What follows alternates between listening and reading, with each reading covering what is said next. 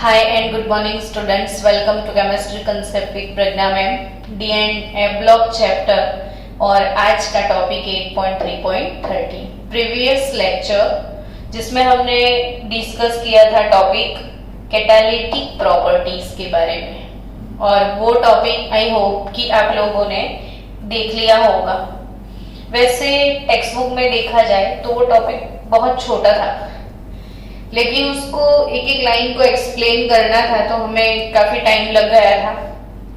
आज हम ट्राई करेंगे कि 8.3.13 8.3.14 सब कुछ खत्म हो जाए ताकि नेक्स्ट टॉपिक 8.4 स्टार्ट हो जाए। 8.3.30 interstitial compounds, formation of interstitial compounds. Topic का नाम एक बार फिर से रिपीट करो तो interstitial compounds. Formation of what? Interstitial compounds.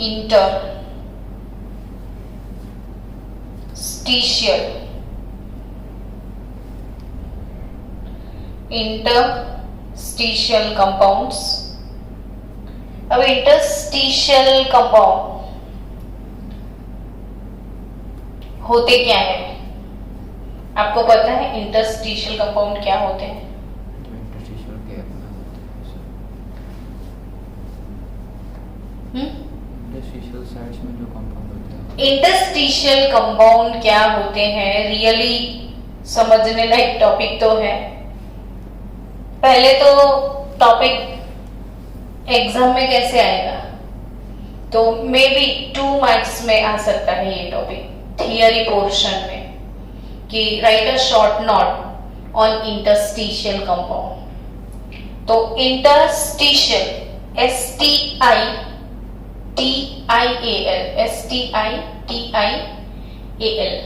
Interstitial compound. Interstitial site के बारे में सबसे पहले समझते हैं।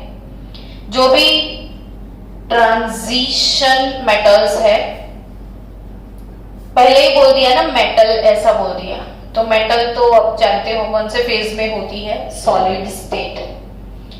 आपको ये भी पता होगा कि all metal are crystalline solid. All metals are crystalline solid. और अच्छा है कि सॉलिड स्टेट चैप्टर हम पढ़ चुके हैं।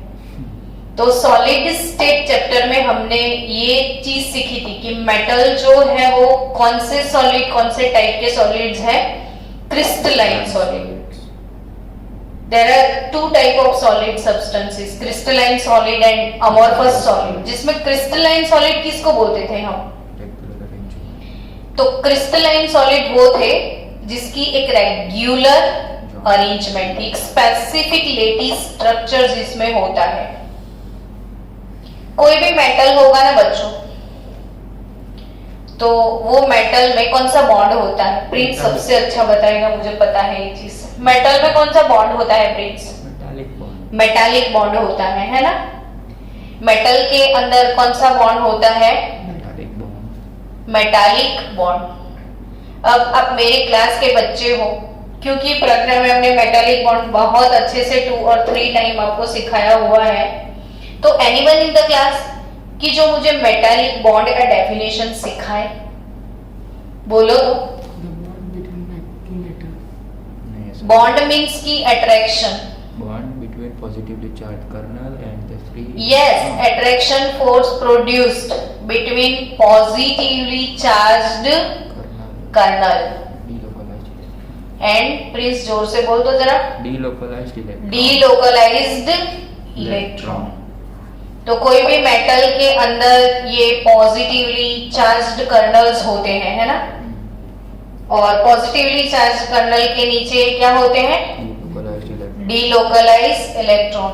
और एज वी नो दैट कि कर्नल पॉजिटिव है, इलेक्ट्रॉन नेगेटिव है और पॉजिटिव नेगेटिव के बीच में अट्रैक्शन होता है।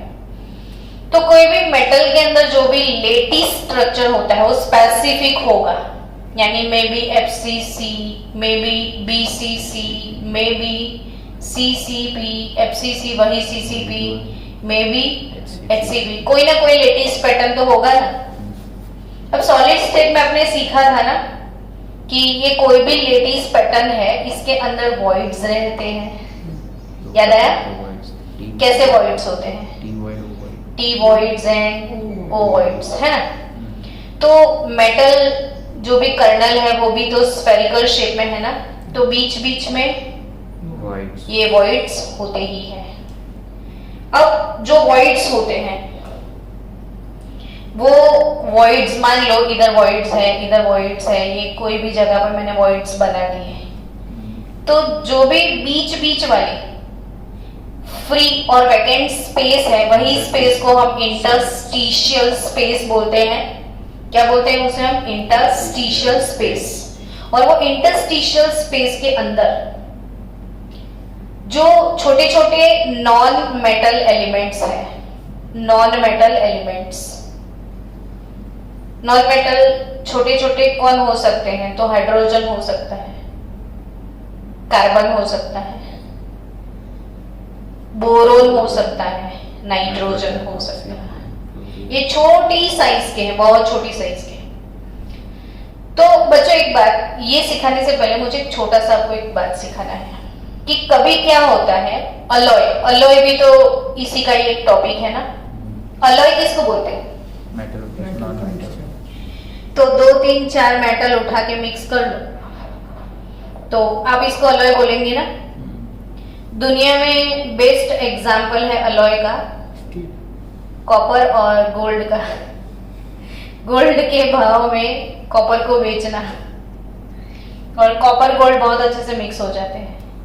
मान लो ये क्या बोले, गोल्ड कॉपर क्या बोले, बोलो आप। गोल्ड, गोल्ड बोल देते हैं, चलो Au है और ये मान लो Cu है, ठीक है।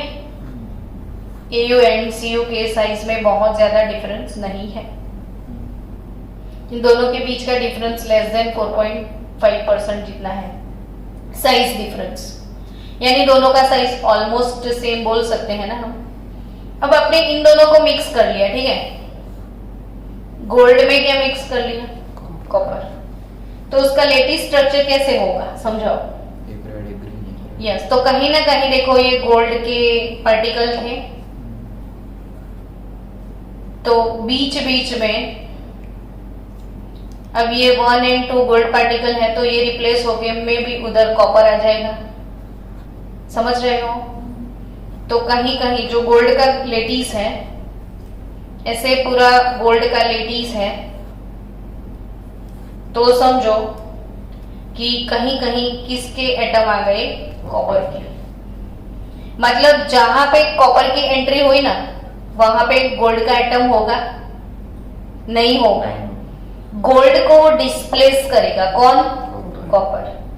तो ऐसे जो सॉल्यूशन बनते हैं कि Au और Cu, जिसमें दोनों का साइज ऑलमोस्ट कैसा रहेगा? सेम।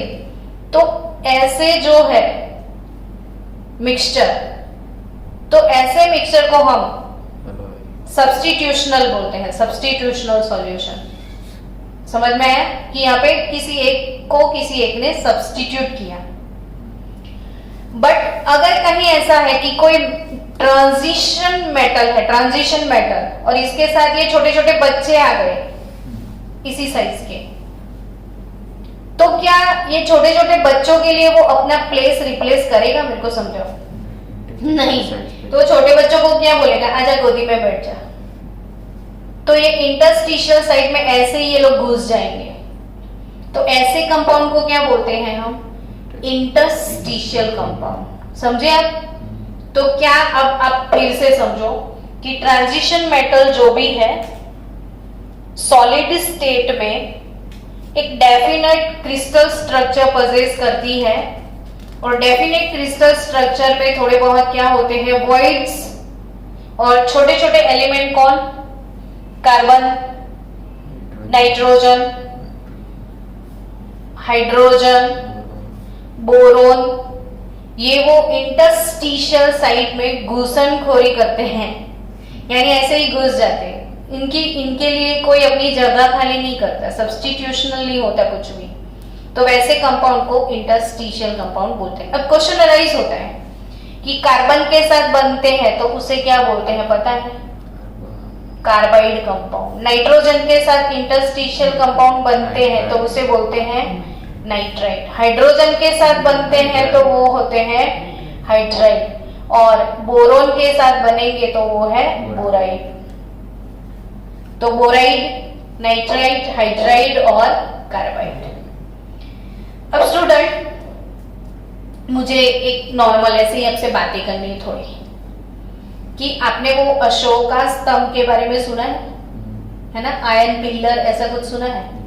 आयरन पिलर, तो आयरन पिलर की कोई खासियत जानते हो? कभी रस्ट नहीं होता, कभी रस्ट नहीं लगता उसको, उसका रस्टिंग नहीं होता है। क्यों पता है? उस वक्त तो ये टेक्नोलॉजी भी नहीं थी ना कोई भी, तो उसको आयरन से बनाया, और आयरन को रस्ट ना लगे वो पॉसिबल है। फिर भी आयरन पिलर का रस्ट नहीं लगा अब तक, रीजन पता है? तो वो लोग आयरन की शीट बनाते थे ना, उस टाइम हमारे पास वो कटिंग टूल्स नहीं थे, वो मशीनरी नहीं थी जिसमें आयरन की शीट कट करके ऐसे मस्त बना दी गई हो।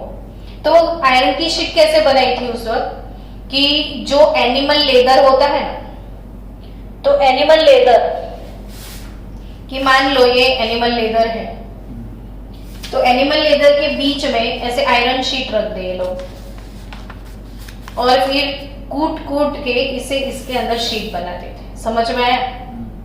अब आयरन लेदर जो है वो तो सॉरी एनिमल लेदर जो है, तो एनिमल का स्किन है, तो इसमें कार्बन होगा, नाइट्रोजन होगा, प्रोटीन पेप्टाइड बॉन्ड होते हैं, आप जानते हो बायोलॉजी। तो लेदर के अंदर कार्बन, हाइड्रोजन, नाइट्रोजन वो सब था, और कूटने की वजह से लेदर के कार्बन, हाइड्रोजन, नाइट्रोजन ने वो आयरन की इंटरस्टिशियल साइड में इंटरस्टिशियल कंपाउंड बना लिया, और अब वो आयरन का इंटरस्टिशियल कंपाउंड बन गया, और उसकी वजह से क्या हुआ? रस। मतलब कि इंटरस्टिशियल कंपाउंड जो भी बनते हैं, तो वो कंपाउंड बनने की वजह से उनके अंदर उनकी प्रॉपर्टी में कोई ना कोई चेंज आ ही जाता है। अब आपको एक और चीज समझा दो जो आपकी टेक्स्ट बुक में आपको नहीं मिलेगा, ध्यान से समझो, कि कोई भी मेटल के अंदर कौन सा बॉन्ड होता है वो बताओ? Metallic bond. मेटालिक बॉन्ड होता है। ये क्या है? ये रेड कलर से मैंने दिखाए हैं वो delocalised electron. Delocalised electron, delocalised का मतलब क्या होता है हेत? डीलोकलाइज मतलब क्या? नहीं, वो पूरे क्रिस्टल में कहीं पे भी घूम सकते हैं, ये फ्री होते हैं, निकाल दिए गए हैं। तो वो किधर घूमते हैं? हर जगह। आपको आपके घर से आपके पापा निकाल दे कटोरा लेके कि जाओ बाहर घूमो, आपको जो करना है, तो आप किधर घूमोगे? तो पूरे गोदरा में ना। वैसे ये इलेक्ट्रॉन कहाँ घूमता है? पूरे क्रिस्टल में, जहां मन करे वहां घूमता है, इसलिए इनको क्या बोलते हैं? अब वो घूमता रहता है, तो उसके घूमने की वजह से मेटल को बहुत सारी प्रॉपर्टीज मिलती है कि नहीं? अब मान लो कि इसके इंटरस्टिशियल साइड में ये छोटे छोटे बच्चे आ गए, तो वो बच्चे ना ये डीलोकलाइज इलेक्ट्रॉन को लोकलाइज कर लेते हैं। समझे कि नहीं? मस्त बात कि ये मेटल में क्या था? Delocalise electron. अब छोटे बच्चे वॉइड्स में आ गए, छोटे बच्चे माने कौन? तो वो करते क्या है? डीलोकलाइज इलेक्ट्रॉन को ले लेते हैं, लोकलाइज कर देते हैं, और लोकलाइज होने की वजह से होता क्या है? प्रॉपर्टीज चेंज, उनके प्रॉपर्टीज चेंज हो जाते हैं। तो इनके कौन कौन से प्रॉपर्टीज है? जो इंटरस्टिशियल कंपाउंड के ऐसे कौन कौन से प्रॉपर्टीज है, तो वो प्रॉपर्टीज आपको टेक्स्ट बुक में दिए गए हैं। कार्बन के कार्बाइड, नाइट्रोजन के नाइट्राइड, हाइड्रोजन से हाइड्राइड, बोरोन से क्या बनते हैं? बोराइड। उनके प्रॉपर्टी है दे have high melting points. They have high melting points. क्यों हाई आया अब समझ चुके हो कि जो डीलोकलाइज वाला पार्ट था ना वो लोकलाइज हो गया, यानी जो घूम रहे थे उसकी वजह से मेटल सॉफ्ट था, अब लोकलाइज हो गया तो मेटल कैसा हो जाएगा? हार्ड। मेटालिक बॉन्ड टूटेगा नहीं, इलेक्ट्रॉन घूम नहीं रहे लेकिन है तो सही ना वहीं पे, तो वो आजू बाजू वालों को तो फिक्स कर लेंगे। तो वो एकदम स्टफ हो जाएगा, मतलब हार्ड हो जाएगा। जो मूवमेंट थी इसकी वजह से वो सॉफ्ट था, मूवमेंट नहीं है तो वो हार्ड हो गया। और जो चीज हार्ड होती है तो उनका मेल्टिंग पॉइंट हाई हो जाता है। तो they have high melting point, higher than those of pure metal. मतलब क्या higher than those of pure metal? मतलब कि कहीं कॉपर अकेला है और मान लो कॉपर का नाइट्रेट बन गया, तो दोनों में से मेल्टिंग पॉइंट हाई कॉपर का होगा या कॉपर नाइट्रेट? कॉपर नाइट्रेट का। समझ गए ना? वो इलेक्ट्रॉन फिक्स होने की वजह से। सेकेंड प्रॉपर्टी है दे आर वेरी हार्ड। तो हाई मेल्टिंग पॉइंट के साथ ही ये तो पता चल गया था ना हमें कि दे आर वेरी हार्ड। कितने मार्क्स का ये क्वेश्चन आ सकता है आपको एग्जाम में? 2 मार्क्स के लिए। Some borides approach diamond in hardness. क्या समझे? ये ट्रांजिशन मेटल के ऐसे भी बोराइड कंपाउंड्स है, वो इतने हार्ड है नेक्स्ट टू डायमंड। आपको पता है हार्डेस्ट सब्सटेंस डायमंड है, वो तो पता है ना? तो जितना डायमंड हार्ड है उतने ही हार्ड कंपाउंड ये ट्रांजिशन मेटल के बोराइड से बनते हैं। बोराइड यानी इंटरस्टिशियल साइड पे कौन घुसा होगा? Boron. Next, they retain metallic conductivity. और लास्ट वन क्या? They are chemically inert. तो केमिकली इनर्ट मतलब क्या? कि अब उनका कोई केमिकल रिएक्शन नहीं हो रहा है। तो आप समझ गए कि वो आयरन पिलर, उसके केमिकल रिएक्शंस बंद हो चुके, तो वो इनर्ट हो गया और अब इसका रस्टिंग नहीं हो रहा है। समझ गए? तो स्टूडेंट्स और एक दो बातें करनी है। ये नॉन स्टोइकियोमेट्रिक होते हैं, ये इंटरस्टिशियल कंपाउंड कैसे होते हैं? तो इनमें अपने सिंपल सी बात करी कि वो वॉइड्स के अंदर ही ये छोटे छोटे बच्चे रहने आ रहे हैं। तो जो फर्स्ट चैप्टर 11th स्टैंडर्ड का फर्स्ट चैप्टर, और फर्स्ट चैप्टर में लॉज ऑफ केमिकल कॉम्बिनेशन आप पढ़े थे, जिसमें एक लॉ था डेफिनेट प्रोपोर्शन वाला कि कभी भी H2O जैसा कंपाउंड बनेगा तो उसकी स्टोइकियोमेट्री फिक्स है, प्रोपोर्शन फिक्स है कि 2 ग्राम हाइड्रोजन लिया, 16 ग्राम ऑक्सीजन लिया तो ही वाटर बनेगा। फिर वाटर का सैंपल आप कहीं से भी लाओ या कोई भी लैब में बनवाओ या कितनी भी मेथड से बनवाओ, प्रोपोर्शन फिक्स रहेगा। उसे बोलते हैं स्टोइकियोमेट्रिक कंपाउंड। लेकिन इसमें क्या है, इंटरस्टिशियल कंपाउंड में वॉइड्स में लोग घुस जाते हैं। तो इसका मतलब ये हुआ कि इसका कोई फिक्स प्रोपोर्शन नहीं होता स्टोइकियोमेट्री, इतने ग्राम के साथ इतने ग्राम ही चाहिए, थोड़ा बहुत आ जाए तो भी बहुत है। तो यानी इनका फिक्स स्टोइकियोमेट्रिक प्रोपोर्शन नहीं होता है। तो नेक्स्ट इनके लिए हम क्या बोल सकते हैं कि the interstitial compounds are non stoichiometric compound, non stoichiometric compound. और वो नॉन स्टोइकियोमेट्रिक है ना, तब भी उनके फॉर्मूला कैसे होते हैं? देखो, टिटेनियम हाइड्राइड है सपोज, तो TiH 1.7। ऐसे प्रोपोर्शन क्यों है? क्योंकि वो नॉन स्टोइकियोमेट्रिक, कोई फिक्स प्रोपोर्शन नहीं होता। वेनेडियम हाइड्राइड तो VH, H का प्रोपोर्शन है 0.56। तो ऐसे कंपाउंड को बोला जाता है नॉन स्टोइकियोमेट्रिक कंपाउंड। वैसे आपकी टेक्स्ट बुक में इसके थोड़े बहुत एग्जाम्पल दिए हैं कि टिपिकली आयोनिक नॉर कोवेलेंट, यानी ना तो वो आयोनिक होते हैं ना वो कोवेलेंट होते हैं। और ऐसे बहुत सारे कंपाउंड का एग्जाम्पल है कि TiC, तो टिटेनियम कार्बाइड बोल सकते हैं हम। Mn4n क्या बोल सकते हैं इसको? मैंगनीज नाइट्राइड बोल सकते हैं। Fe3H क्या बोल सकते हैं? Iron hydride. VH वेनेडियम, ये मैंने लिखा, नॉन वेनेडियम हाइड्राइड है, टिटेनियम हाइड्राइड है। तो ऐसे कंपाउंड कैसे हैं? Non stoichiometric hydride. और आपको याद करवाओ ये वाले हाइड्राइड देखो, ट्रांजिशन मेटल के hydride, D and F block के hydride, interstitial hydride, standard 11 chapter number 9 hydrogen, types of hydride में आपने सीखा था, सलाइन हाइड्राइड, मॉलिक्यूलर हाइड्राइड और इंटरस्टिशियल हाइड्राइड। तो ये इंटरस्टिशियल हाइड्राइड है। तो I think formation of interstitial compound उस टॉपिक में कुछ खास है नहीं और आपको समझ आ चुका है ना ये टॉपिक।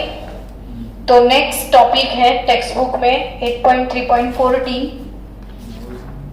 टॉपिक आज खत्म करना है, सो आपको जम के बैठना है। 8.3.14 8.3.14 टॉपिक कौन सा है? एलॉयज।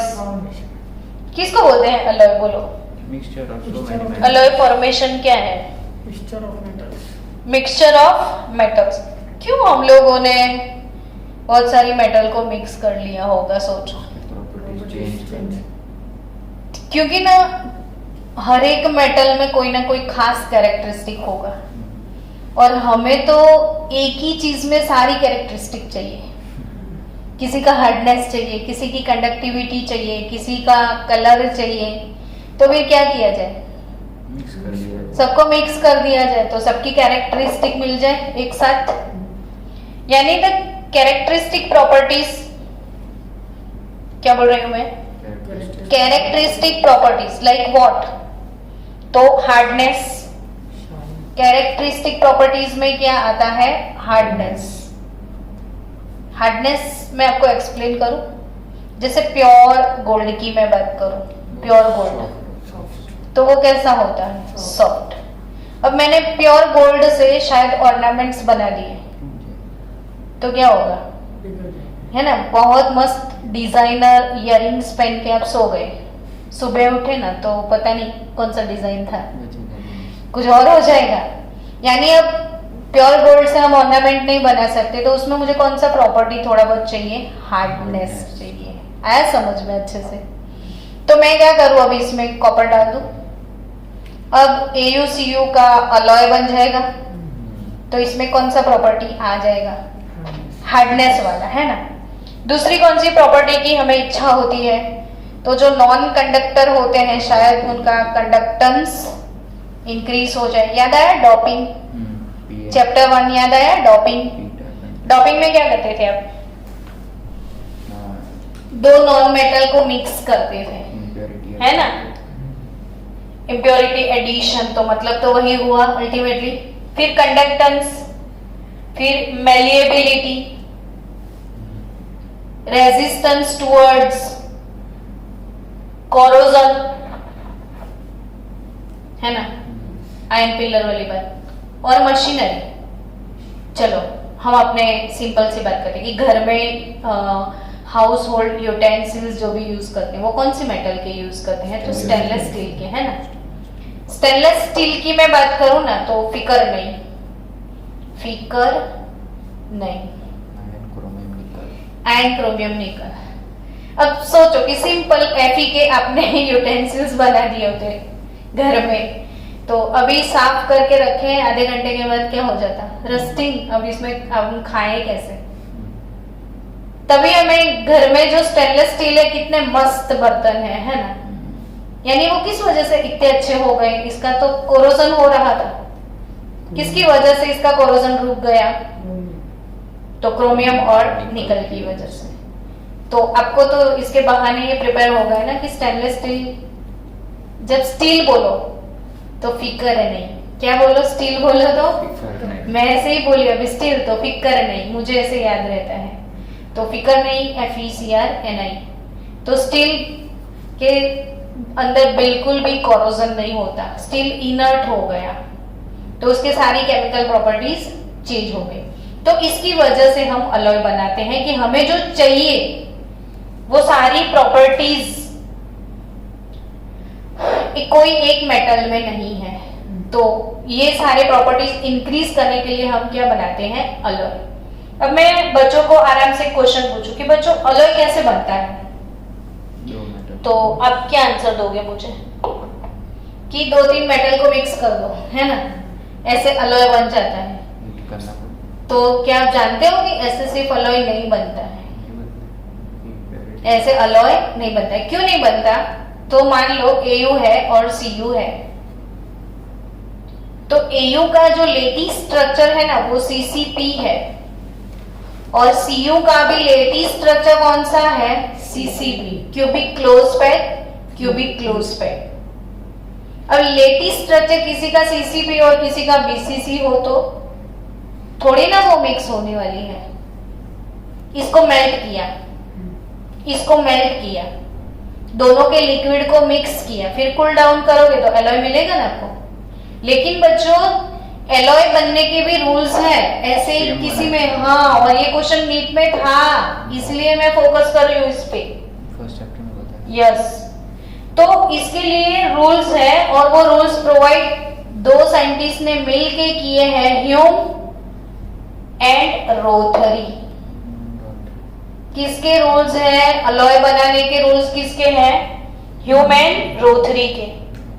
और आपकी टेक्स्ट बुक में ना रूल्स दिए हैं कुछ नहीं, और पूरा एक्सप्लेन कर दिया है, तो आप टेंशन में आ जाओगे कि अब इसे हम क्या समझे, ठीक है। तो मैं थोड़े बहुत रूल्स यहाँ पे स्पेशली फॉर जेई नीट के लिए मैं आपको एक्सप्लेन कर दूं, आपको काम में आएंगे कॉम्पिटिटिव लेवल पे। ह्यूम एंड रोथरी रूल्स, किसके? Hume and Rothery. ऐसे ही हमारी केमिस्ट्री में एक और चैप्टर है जिसमें शुल्ज एंड हार्डी रूल्स आएंगे। शुल्ज एंड हार्डी, ये क्या है? ह्यूमन रोथरी। तो ह्यूमन रोथरी के रूल्स क्या है? सबसे पहले आप लोगों को नोट डाउन करना है, इसलिए मैं लिखने वाली हूँ कि the atomic size of 2 metal, यानी जिन दोनों को आप मिक्स करने वाले हो, तो the atomic size of 2 metals, जिन दोनों को आप मिक्स करने वाले हो, forming the alloy, the atomic size of 2 atoms, 2 metals forming the alloys must be the same, must be same, यानी इनका साइज ऑलमोस्ट कैसा होना चाहिए? सेम होना चाहिए। There must not be more than difference, there must not be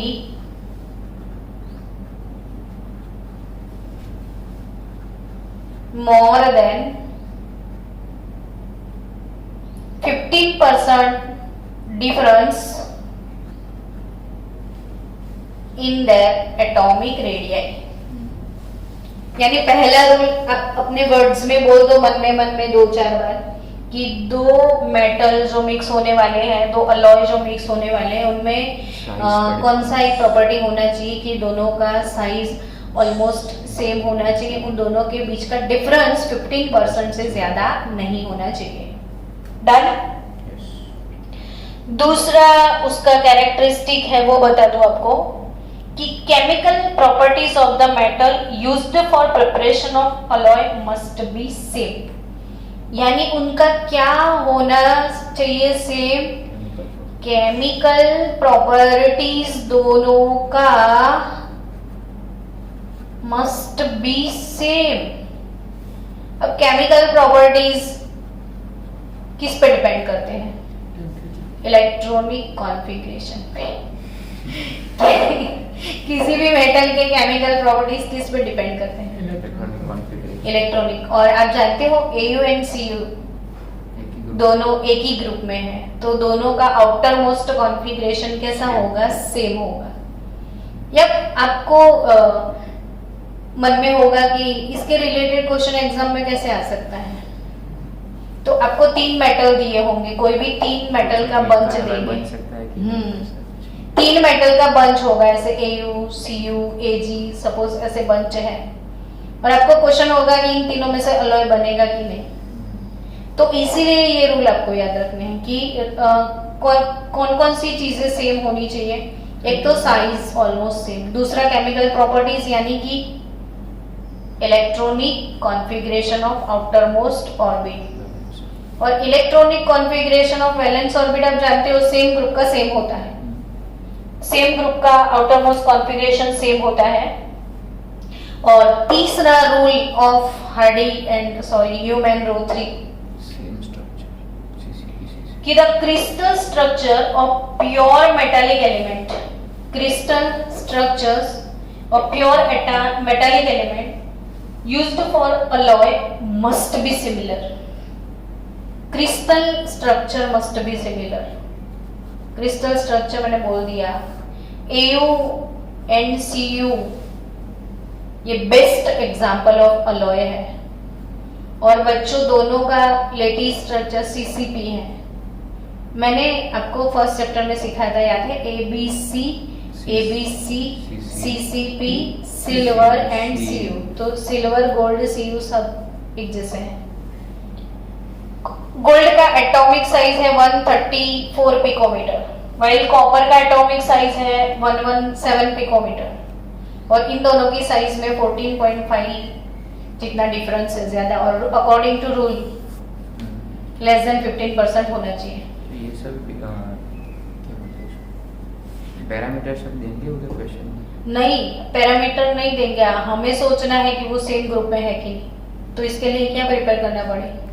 periodic table, size वो सब। Size तो पीरियोडिक टेबल में होंगे ना, सेम पीरियड में होंगे ना, तो पता चल जाएगा कि वो लोग अलॉय बना सकते हैं, सेम पीरियड और सेम ग्रुप वाले। और सेम पीरियड की मैं बात करूं ना, तो ये शक्ति, VCR, मन्ने, फेकोनी, और ये बेस्ट में बेस्ट एलिमेंट, ये लोग सबसे ज्यादा अलॉय बनाते हैं दुनिया में। सबसे ज्यादा अलॉय अगर किसी की है तो इन लोगों की, बहुत सारी अलॉय इन लोगों ने बना दी है। और AU और CU भी सेम ग्रुप के मेंबर है ना, 11 ग्रुप के, तो इसलिए उनका कॉन्फ़िगरेशन भी सेम है। और आपकी टेक्स्ट बुक क्या बोल रही है कि alloy of transition metal with non transition metal such as brass. तो अब ये MCQ बन जाएगा कि ब्रास अलॉय किससे बनती है? कॉपर प्लस तो जिंको से। जिंको यानी ब्रास। ब्रास बोलो तो क्या बोलो? जिंको। जिंको मतलब जिंक, सॉरी Zn, और CU जिंको। ब्रास यानी जिंक एंड कॉपर का अलॉय। ब्रॉन्ज जानते हो? ब्रॉन्ज किसका अलॉय है? कॉपर। तो कॉपर एंड टीन, कुशन। तो इसके अलावा बहुत सारे कौन कौन से अलॉय फेमस है? वेल नॉन फेमस अलॉय, और इसमें लिखा है ferrous alloy, chromium, vanadium, tungsten, molybdenum and manganese are used for the production of variety of steel. तो ये टॉपिक तो टेक्स्ट बुक से आप पढ़ लेना, लेकिन अलॉय के रूल्स मुझे सिखाने थे, वो समझ आ गई आपको? इसमें खास कुछ है नहीं टॉपिक में।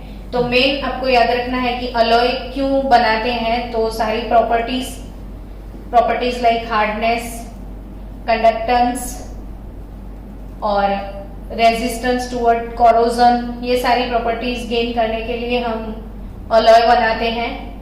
और अलॉय बनाने के रूल्स किसने दिए थे? ह्यूमैन रो3 ने। और रूल्स क्या है वो सिखा दिए। और एक दो अलॉय आपकी बुक में दिया है कि ब्रास और ब्रॉन्ज, तो यहीं से क्वेश्चन आएगा। अब बच्चों आपकी टेक्स्ट बुक में एग्जाम्पल 8.9 दिया है, खत्म ही कर लेते हैं उसे। एग्जाम्पल 8.9 में क्वेश्चन है what is meant by disproportionation. I think मैंने कितने सारे चैप्टर में ये चीज सिखाई है आपको। डिसप्रपोर्शनेशन याद करो तो, किसी को याद है डिसप्रपोर्शनेशन क्या होता है?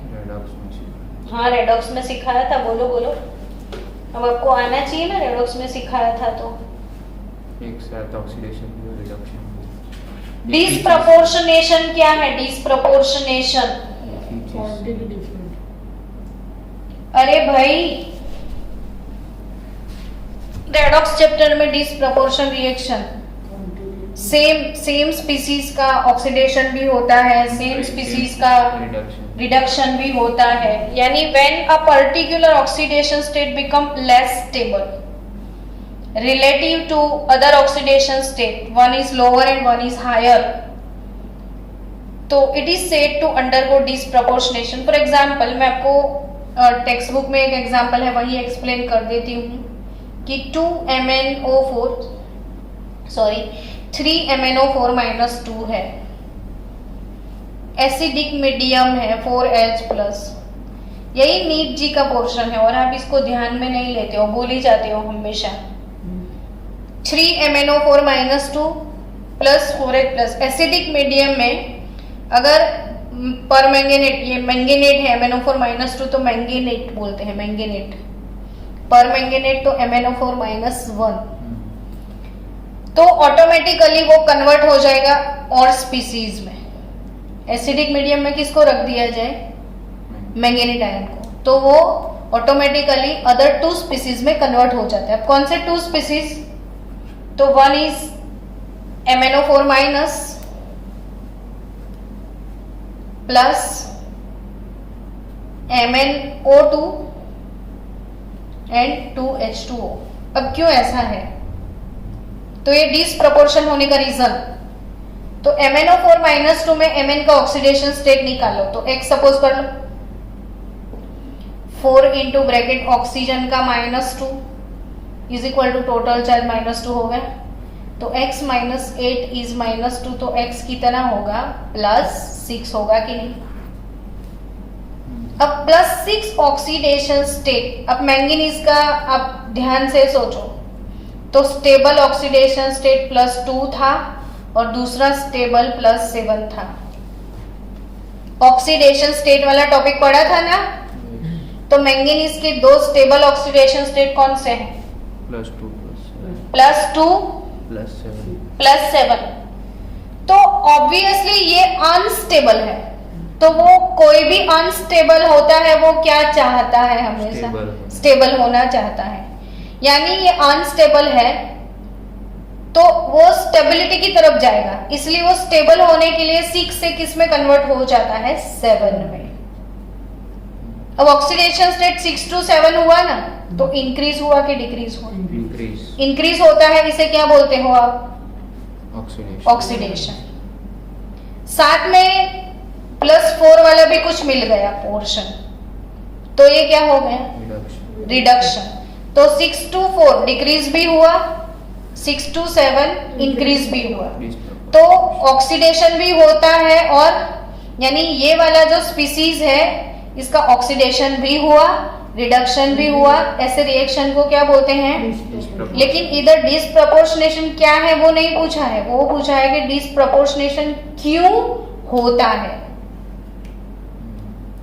ये तो हम सीखे हुए हैं, लेकिन क्यों होता है वो समझे आप, कि ये इसमें जो भी स्पीसीज है वो उसके वो वाले ऑक्सीडेशन स्टेट में होता है जो कि स्टेबल नहीं होता है, और वो स्टेबल होने के लिए खुद का ऑक्सीडेशन रिडक्शन करके एक हायर ऑक्सीडेशन स्टेट वाला कंपाउंड बना लेता है, एक लोअर वाला बना लेता है, इसे बोलते हैं हम डिसप्रपोर्शनेशन।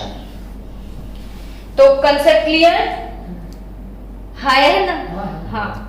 तो चलो इसके बाद इंटेक्स क्वेश्चन दिया गया है आपको कि explain why Cu+2 ion is not stable in aqueous solution. तो आप इसका आंसर मुझे सब लोग भेजना, तो कल का लेक्चर जो मेरा स्टार्ट होगा before that, yes, index question 8.9, before that हम इसकी डिस्कशन करेंगे और आगे का टॉपिक कवर करेंगे।